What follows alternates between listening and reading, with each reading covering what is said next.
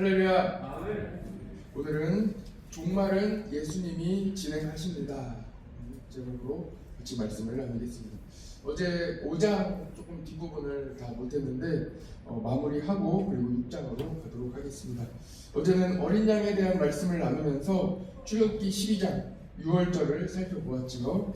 어린 양의 피를 문에 발라 온 집이 구원을 받았습니다. 마찬가지로 예수 그리스도의 피가 우리 죄를 사하시고 그리고 사망에서 생명으로 넘어가는 6월절의 은혜를 우리 성도들이 받게 됩니다. 6월절 안에 예수 그리스도의 구원이 다 들어있습니다. 어제 예고한 대로 오늘 6월절 어린 양이신 예수 그리스도를 통해 주시는 세 가지 말씀을 먼저 정리하고 그리고 6장으로 가보겠습니다.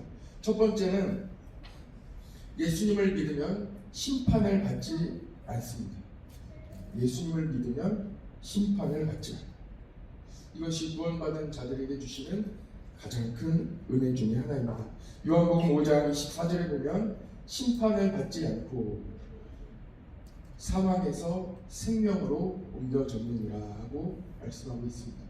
심판을 받지 않는 패스오버 넘어가는 죽음의 영이 이 집안에 다 돌아다니면서 장자가 어디에 있나 찾아다니는 그 모든 이 저주, 이 재앙이 넘어가는 거예요. 패스오버 넘어가는 거예요. 심판을 받지 않는 거예요. 요한계시록 5장 12절에 보면 어린 양 예수님께 능력과 부와 지혜와 힘과 존귀와 영광이 있도다 하고 찬양하고 있죠. 우리 주님께, 어린 양이신 주님께 모든 권한과 권세가 다 있기 때문에 가능합니다. 그렇기 때문에 천국에서도 어린 양 예수님을 찬양하고 오직 주님만을 높여드립니다. 주님께 모든 것이 권한이 다 있습니다. 요한계시록 5장 9절에서 10절을 한번 우리 잠깐 보고 넘어갈까요? 9절에서 10절.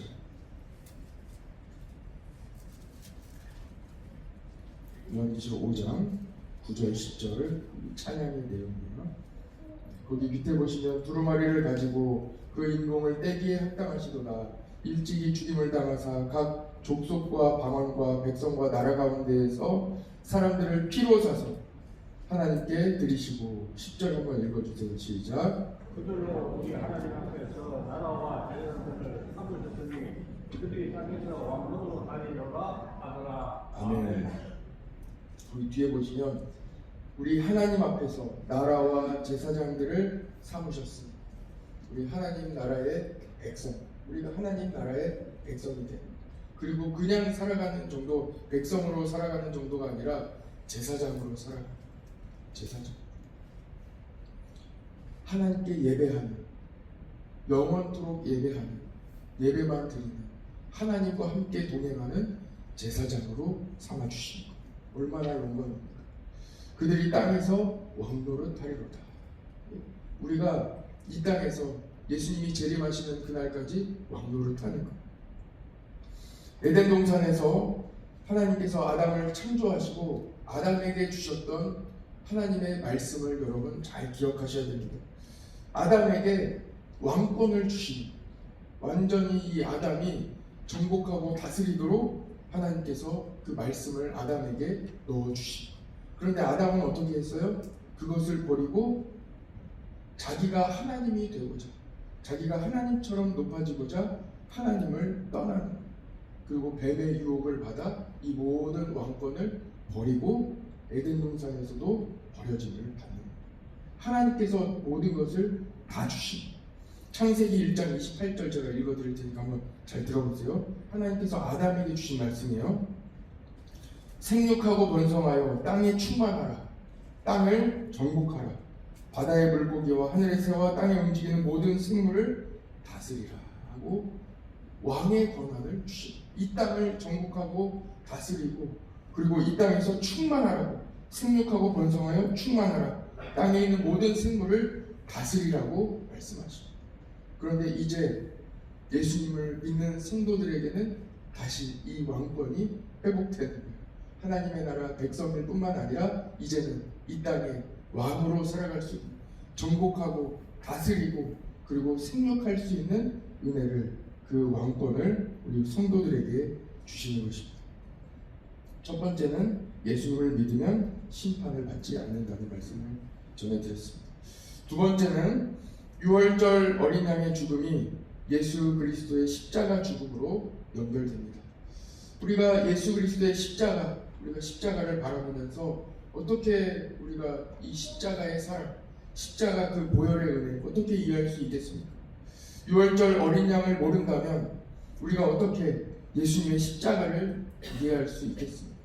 십자가를 봐도 아무것도 모르는 거예요. 왜냐하면 어린 양을 모르기 때문에.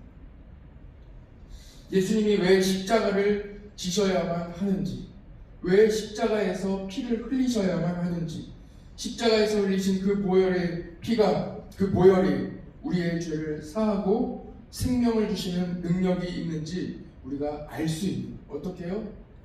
유월절 어린 양을 우리가 보면서, 출애굽기 12장의 말씀을 보면서 예수님의 십자가의 그 보혈의 능력과 은혜를 알 수 있게 됩니다. 하나님의 큰 은혜입니다. 유월절 어린 양, 이 어린 양을 우리에게 먼저 알려주시고 보여주셨기 때문에 우리는 예수님의 구속의 사역을 이해할 수 있습니다.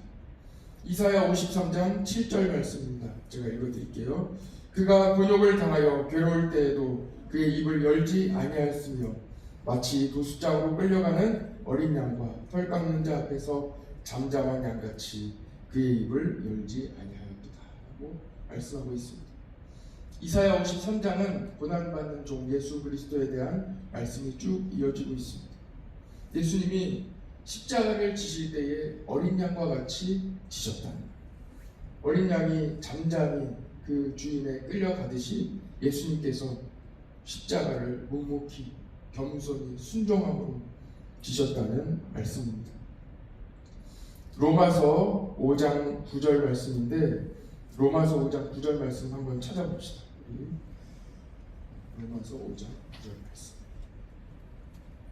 요한계시록은 이렇게 책갈피로 잘 표시를 해두시고, 로마서 5장 9절.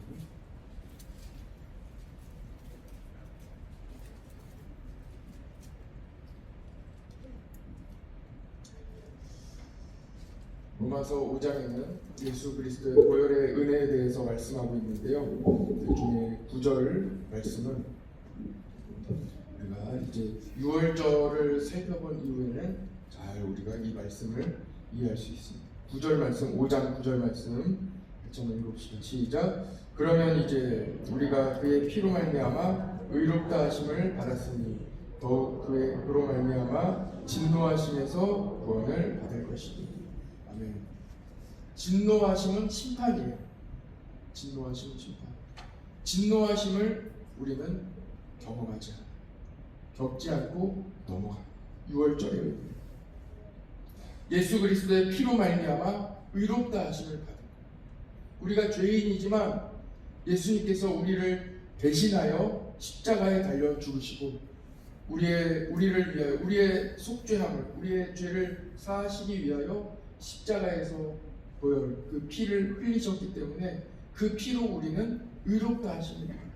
하나님의 자녀가 돼요. 우리는 죄인이지만 의인이 돼요. 의롭다 하심으로 여겨지는 하나님의 은혜를 받게 되었습니다.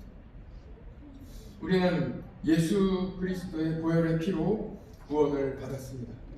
사망에서 생명으로 넘어가는, 그래서 진노하심으로부터 넘어가는 은혜를 받았어요. 바로 유월절의 은혜예요. 요한일서 1장 7절에도 말씀하고 있습니다. 그 아들 예수의 피가 우리를 모든 죄에서 깨끗하게 하실 것이고. 이스라엘 백성들이 출애굽할 때에 그들이 어떠한 사람이든 어떻게 살아갔든 상관없어요.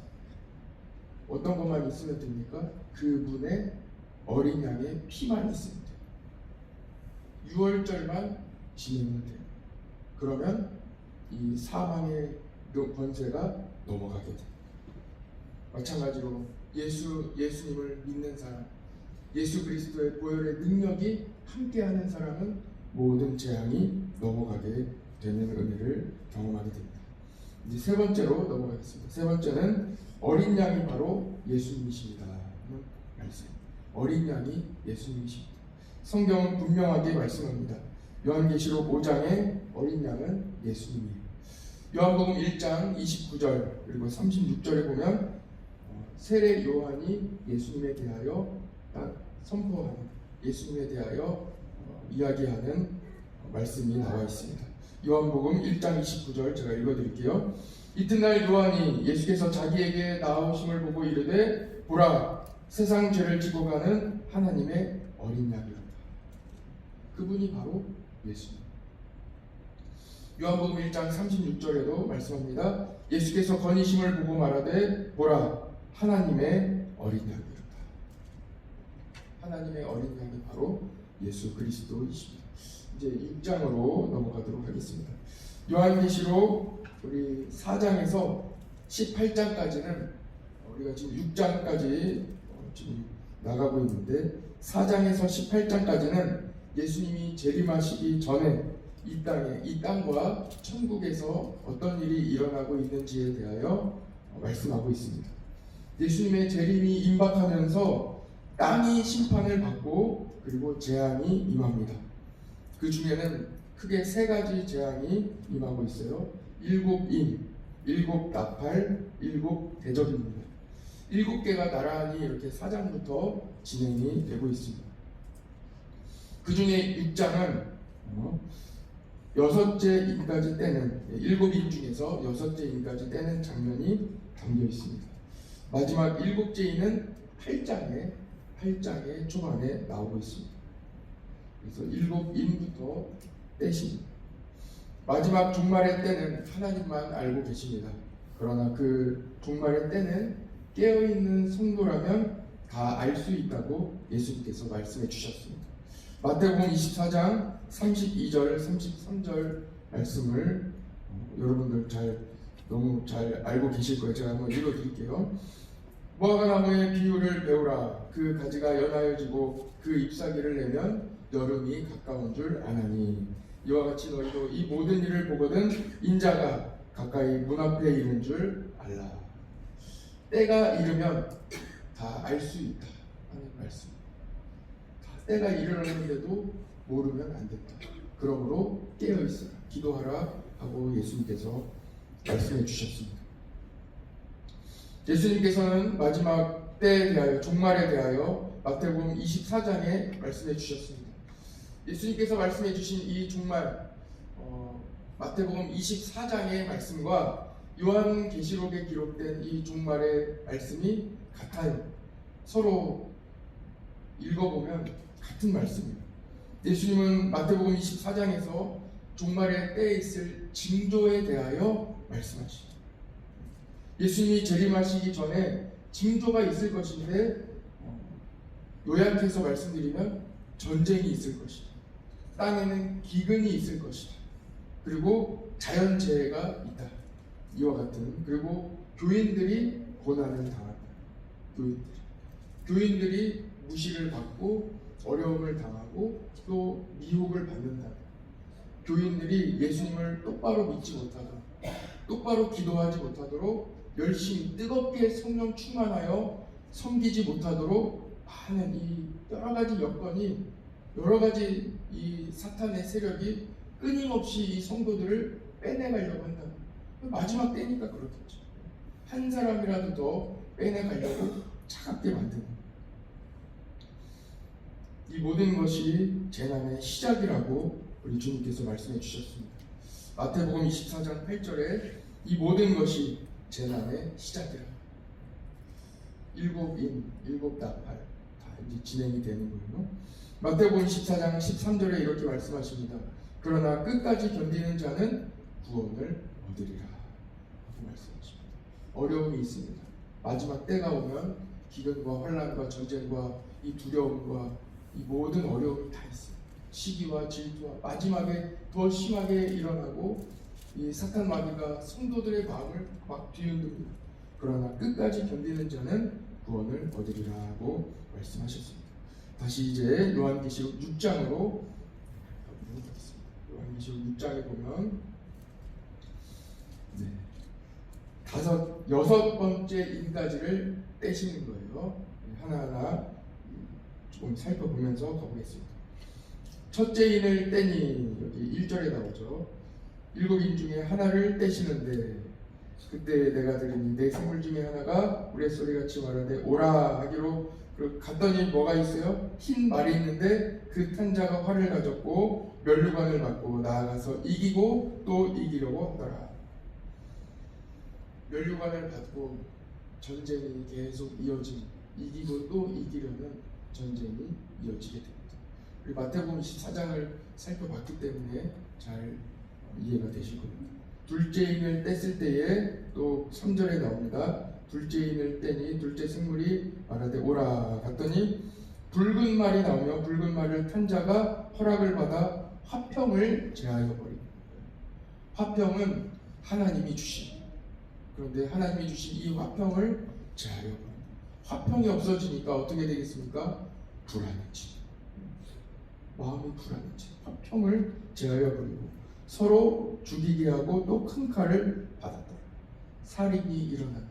예수님께서 말씀하신 대로 가족들이, 부모가 자녀를, 자녀가 부모를, 이 마지막 남은 사람의 공동체, 가족이 해체되는 살인이 일어나는 그때가 온다는 거예요. 둘째 인. 셋째 인을 떼니까 어떻게 됩니까? 5절에 보십시오. 셋째 인을 떼니 셋째 생물이 말하되 오라 하기로 갔더니 검은 말을 탄 자가 저울을 가지고 오는 거예요. 저울을 가지고 왔는데 어떤 일이 일어나는지 6절에 보면요. 내가 내 생물 사이에 나는 듯한 음성을 들으니 이르되 한 데나리온에 밀 한 대. 한 데나리온이라는 거는 하루 품삯이잖아요. 하루 번 돈으로 살 수 있는 게 밀 한 대밖에 살 수 없는, 너무 적은 이 돈의 가치가 매우 떨어지게 됩니다. 인플레이션이 오고 경제적으로 큰 대공황과 어려움이 오고, 돈이 있어도 수억만금의 돈이 있어도 먹을 것을 사지 못하는, 또 한 데나리온의 보리 속대. 우리가 볼 때 보리 한 대, 밀 한 대 정도로는 하루에 어른 한 명이 살 수 있는 거예요.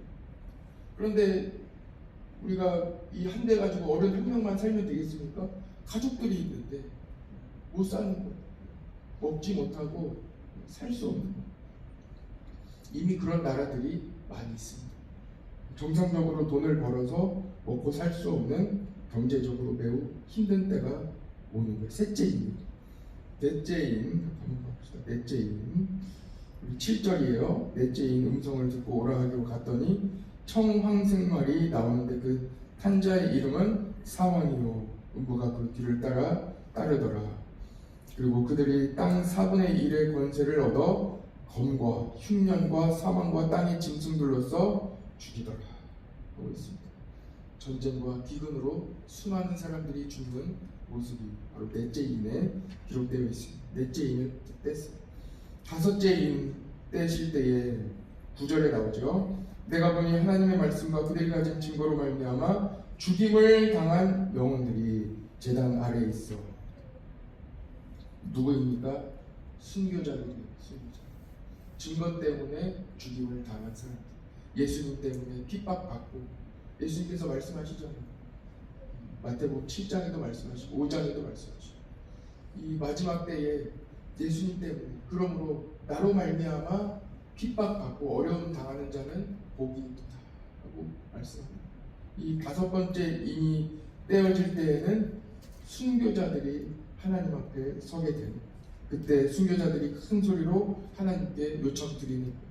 주님, 우리를 기억하여 주시고 우리를 이렇게 만든 사람들의 그 피를 갚아주십시오 하고 우리 하나님 앞에 서게 됩니다. 그랬더니 11절에 보시면 아직 잠시 동안 좀 기다려라. 아직 더 순교할 사람이 남아있다 하고 말씀하십니다. 마지막까지 믿음을 지키고 그 믿음으로 예수님을 증거하며 믿음으로 생명을 바치는 사람이 아직 남아있다 하고 말씀하십니다. 다섯 번째 인까지 나왔습니다. 여섯 번째 이는 12절에 나옵니다. 12절. 내가 보니 여섯 번째 인을 떼실 때 큰 지진이 나며 해가 검은 털로 짠 산복같이 검어지고 달은 온통 피같이 됐다. 여러분 혹시 그 별똥별 본 적 있으세요? 멀리서 떨어지는 별똥별 보신 적이 있고 가까이서 진짜 가까이서 떨어지는 별똥별 본 적 있어요? 저는 작년에 봤어요. 깜짝 놀랐어요. 그걸 보면요, 제가 처음에 딱 봤을 때 드는 생각은 비행기가 떨어지는 거예요. 진짜 이 큰 이 불빛이, 가로등 같은 불빛이 이 센텀하고 여기 상록수 아파트 그 사이로 훅 떨어지는 거예요. 그러니까 이 가까이서 보이는 별똥별 하나만 봐도 대단해요. 그래서 제가 이거 비행기 떨어졌다 생각하고 막 찾아보면 이거 별똥별인가 하고 막 찾아봤더니 사람들이 올린 그 별똥별 영상이 있더라고요. 한번 찾아보세요. 이 멀리서 그냥 이렇게 떨어져, 그 정도가 아니고 훅 하고, 느낌상 소리는 안 들려요. 그런데 느낌상 훅 하고 떨어지는 그런 느낌이 들 정도로 거대한 이 불빛이 떨어지는 걸 우리 여기 작년에 제가 본 적이 있어요. 마지막 때에는 별이 막 떨어지고 하늘이 무너져 버립니다. 성경에 보면 이사야 말씀에도 그렇고 예레미야 말씀에도 그렇고 하늘을 하나님께서 지으실 때 펼치셨다. 거기에 나오는 단어가 커튼이에요. 커튼 펼치시듯이 이 하늘을 펼치셨다. 이렇게 표현을 하고 있는데 이 요한계시록에는 두루마리를 접듯이 접으신다. 이제 하늘이 접힙니다. 마지막 때는 그렇게 진행이 돼요. 이제 여섯 번째 일까지 잘 살펴보았습니다. 오늘 그렇게 하늘이 무너질 때 어떻게 되냐면 위정자들, 하나님이 무서운 줄 모르고 하나님을 무서운 줄 모르고 자기의 권력을 가지고 있던 사람들이 두려움에 떨게 돼요. 그거에 대해서 마지막 장에 나왔습니다. 오늘 요한계시록 6장의 가장 중요한 한 가지만 짚고 넘어가려고 합니다. 여러분, 마지막 때에는 이런 일들이 일어난다고 이미 예수님께서 마태복음 24장에서 다 말씀하신 바예요. 그러나 요한계시록에는 조금 더 자세하게 이렇게 구체적으로 언급을 말씀을 해주십니다. 가장 중요한 것은 그 일곱 인을 누가 떼는지, 누가 뗍니까? 여기 1절을 보세요. 1절. 6장 1절. 내가 보매 어린 양이, 예수님께서 일곱 인을 하나하나 떼십니다. 인을 떼니 재앙이 시작됩니다. 여러분, 종말을 진행하시는 분이 누구십니까? 예수님께서 진행하십니다. 예수님이 일곱 인 중에 하나를 떼십니다. 하나하나씩 떼시는 거예요. 종말이 예수님께 달려 있습니다. 예수님께서 마지막 때에 하나하나를 진행하시는 거예요.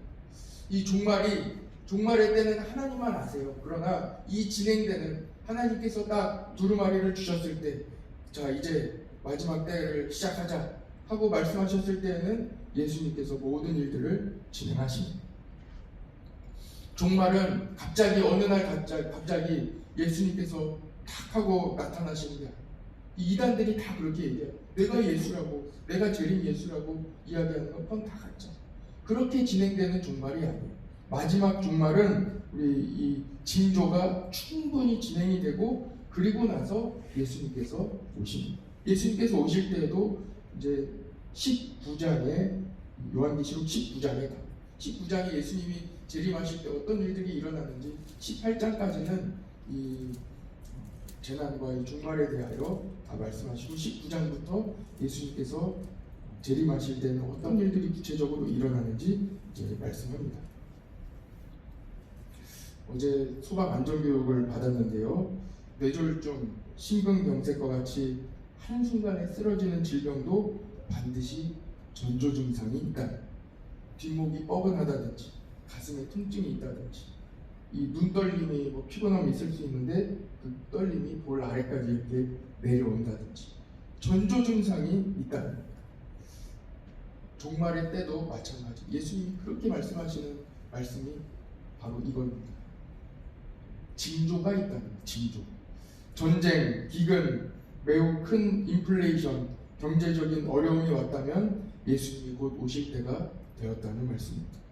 그러므로 전쟁을 보거나 기근을 보거나 매우 큰 인플레이션으로 경제적인 어려움을 겪고 있는 현상을 본다면 우리는 더욱 깨어 기도해야 합니다. 오늘 여러분, 오늘도 깨어 기도하시기를 간절히 바랍니다. 같이 기도하겠습니다.